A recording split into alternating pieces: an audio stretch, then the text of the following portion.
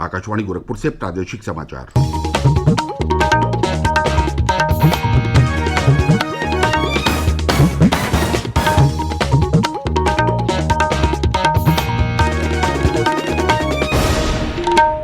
नमस्कार, समाचार बुलेटिन के साथ मैं प्रमोद कुमार सिंह। पहले मुख्य समाचार। प्रधानमंत्री नरेंद्र मोदी ने जोर दिया कि सरकार टेक्नोलॉजी उद्योग को गैर जरूरी नियमों से मुक्त करने के लिए कर रही है काम। प्रदेश विधानमंडल का बजट सत्र आज से 22 फरवरी को पेश किया जाएगा बजट। प्रदेश में आज अग्रिम पंक्ति के कर्मियों का किया जाएगा कोविड टीकाकरण और राज्य में कम हो रहा है कोविड-19 का संक्रमण। पिछले 24 घंटे में 67 नए मामले सामने आए।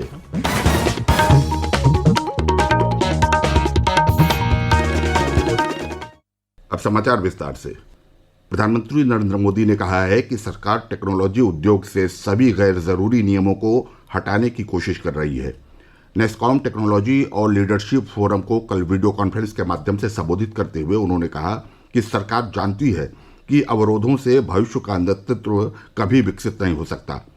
श्री मोदी ने बताया कि एक बड़े प्रयास के तहत मैपिंग और जियो स्पेशल डाटा से संबंधित नीतियों को उद्योगों के लिए उदार बनाया गया है।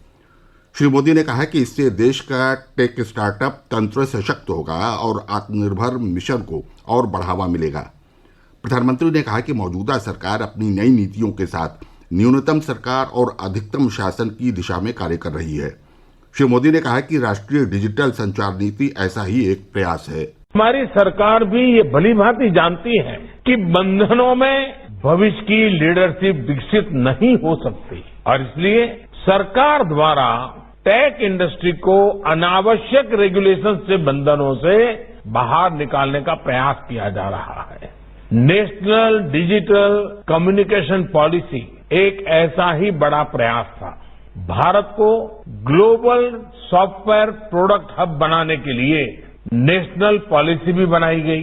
सुधारों का ये सिलसिला कोरोना काल में भी जारी रहा। इससे नई परिस्थितियों में आपके लिए काम करना आसान हुआ। प्रधानमंत्री ने भारत में दुनिया के लिए विश्वस्तरीय उत्पाद बनाने की जरूरत पर जोर दिया है।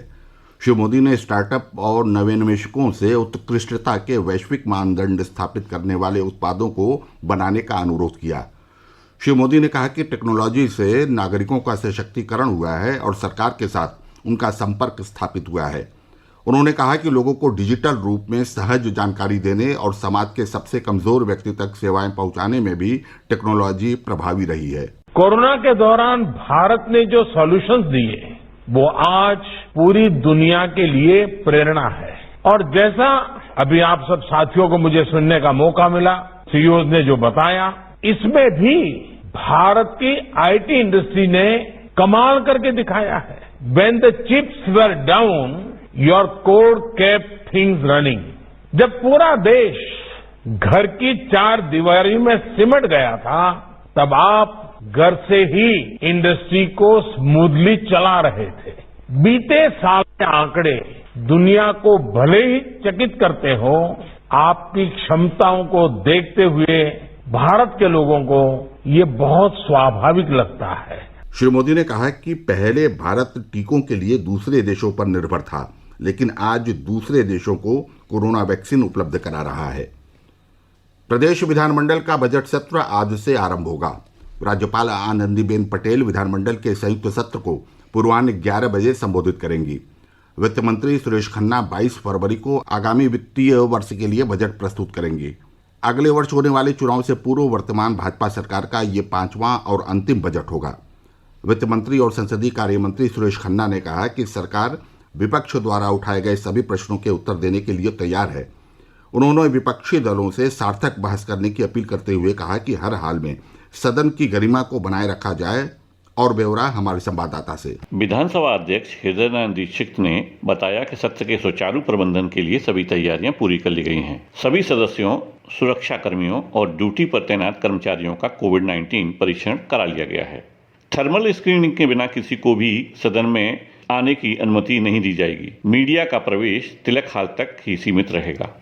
अभी तक तय कार्यक्रम के अनुसार बजट 22 फरवरी को पेश किया जाएगा और यह पहली बार होगा जब बजट पेपरलेस होगा।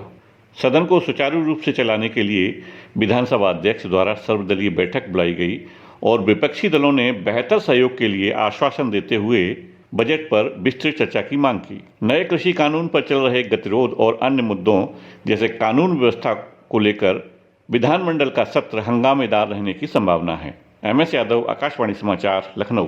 प्रादेशिक समाचार आप आकाशवाणी गोरखपुर से सुन रहे हैं। प्रदेश में आज अग्रिम पंक्ति के कर्मियों का कोविड टीकाकरण किया जाएगा। राज्य में प्रत्येक बृहस्पतिवार और शुक्रवार को कोविड टीकाकरण किया जा रहा है। स्वास्थ्य कर्मियों का टीकाकरण पूर्ण हो जाने के बाद अग्रिम पंक्ति के कर्मियों का टीकाकरण शुरू हुआ है। अगले माह से 50 वर्ष से अधिक आयु वाले लोगों को कोविड के टीके लगाए जाएंगे। देश भर में अब तक उत्तर प्रदेश में सर्वाधिक टीकाकरण किया गया है। जल जीवन मिशन ने देश में 3,53,00,000 ग्रामीण घरेलू नल जल कनेक्शन प्रदान करके नया रिकॉर्ड बनाया है।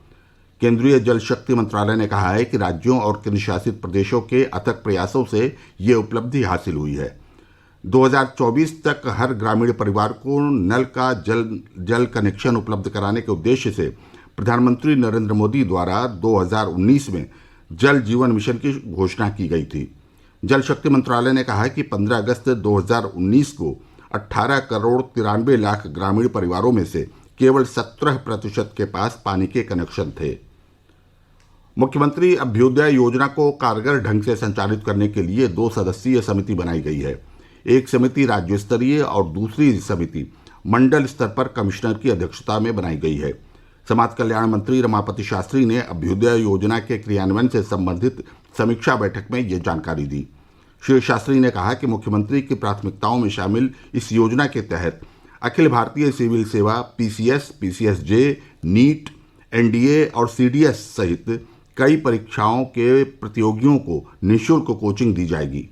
उन्होंने बताया कि अभ्युदय योजना के पोर्टल को लाभार्थियों के पंजीकरण के लिए 10 फरवरी से क्रियाशील कर दिया गया है, जिस पर लाभार्थियों द्वारा रजिस्ट्रेशन किया जा रहा है। प्रदेश में कोरोना संक्रमण में लगातार कमी आ रही है। अपर मुख्य सचिव सूचना नवनीत सहगल ने कल लखनऊ में बताया कि राज्य में पिछले 24 घंटे में कोरोना संक्रमण के 67 नए मामले सामने आए हैं। श्री सहगल ने बताया कि पिछले 24 घंटों के दौरान 226 लोग कोविड-19 से ठीक होकर डिस्चार्ज हो चुके हैं और अब तक 5,91,013 लोग कोरोना से स्वस्थ हो चुके हैं। उन्होंने कहा कि कोरोना का संक्रमण कम हुआ है, लेकिन अभी खत्म नहीं हुआ है, इसलिए सभी लोगों को कोविड प्रोटोकॉल का पालन करना जरूरी है। श्री सहगल ने बताया कि सैंपल जांच की प्रक्रिया जारी है। प्रदेश में अब तक 2,99,16,634 नमूनों की जांच की जा चुकी है। सरकार कोरोना से बचाव के लिए सभी उपाय कर रही है। प्रदेश के मुख्य सचिव राजेंद्र कुमार तिवारी ने प्रधानमंत्री ग्राम सड़क योजना PMGSY के तहत बनने वाली सड़कें निर्धारित समयावधि में पूरी करने के निर्देश दिए हैं। PMGSY की समीक्षा करते हुए श्री तिवारी ने कहा कि सड़कों के निर्माण की गुणवत्ता की नियमित जांच करने के साथ साथ नवीनतम तकनीक का इस्तेमाल किया जाए।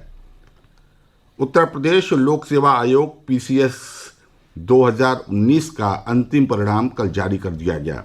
इसमें मथुरा के विशाल सारस्वत प्रथम स्थान पर रहे, प्रयागराज के युगांतर त्रिपाठी और लखनऊ की पूनम गौतम को तीसरा स्थान प्राप्त हुआ है। प्रधानमंत्री नरेंद्र मोदी इस महीने की 28 तारीख को आकाशवाणी पर मन की बात कार्यक्रम की 74वीं कड़ी में देश और विदेश के लोगों के साथ अपने विचार साझा करेंगे।